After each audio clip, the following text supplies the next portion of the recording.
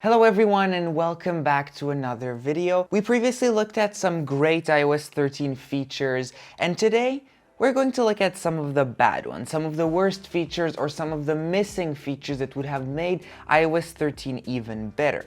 Now let's get started with this list. First of all, if we head over into the App Store, which is one really annoying change.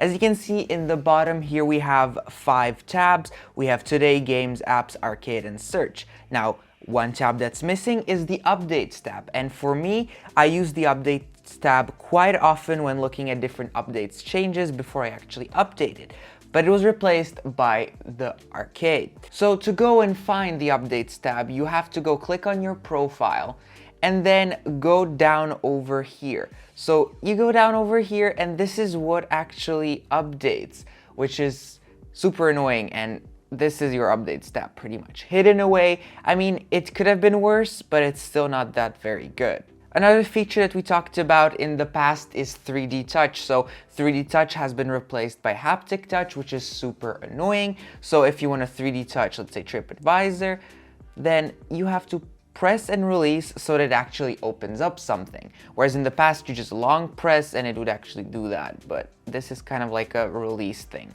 Very annoying. 3D touch could have stayed. However, we still see 3D touch right over here in the Notes app, where you can use your keyboard as a trackpad. So this actually still stayed.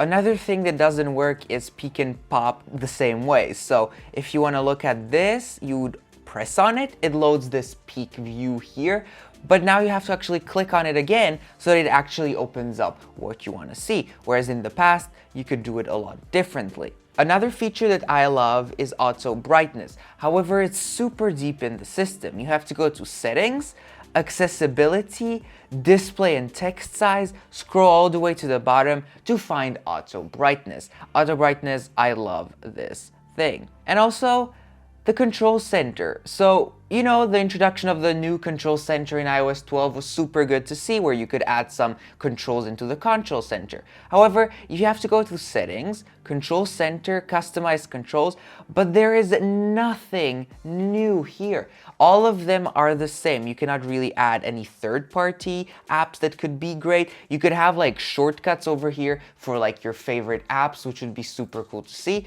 but no, we don't have that. Also, one thing that everyone's super excited about, including myself, is the new volume tab. So like, you know, you go, but there's this big thing still, this big chunky thing here. Why didn't they just do this small thin thing right over on the side instead of having this big of a chunk on the side? Like, it's better than the intrusive thing in the middle in the past, but still, you could have kept just the skinny one. Another thing is in the camera app. So if you go into the camera app, you have many different settings in the settings app for the frame rate and other things like that and other parameters. However, there's still no button in the actual camera app to go and switch the settings easily. You still have to go through the settings app. Very annoying. They could have done something similar with the Wi-Fi, where you could just press on it and it would show you a bunch of options right over here. But no, they just didn't do anything about that.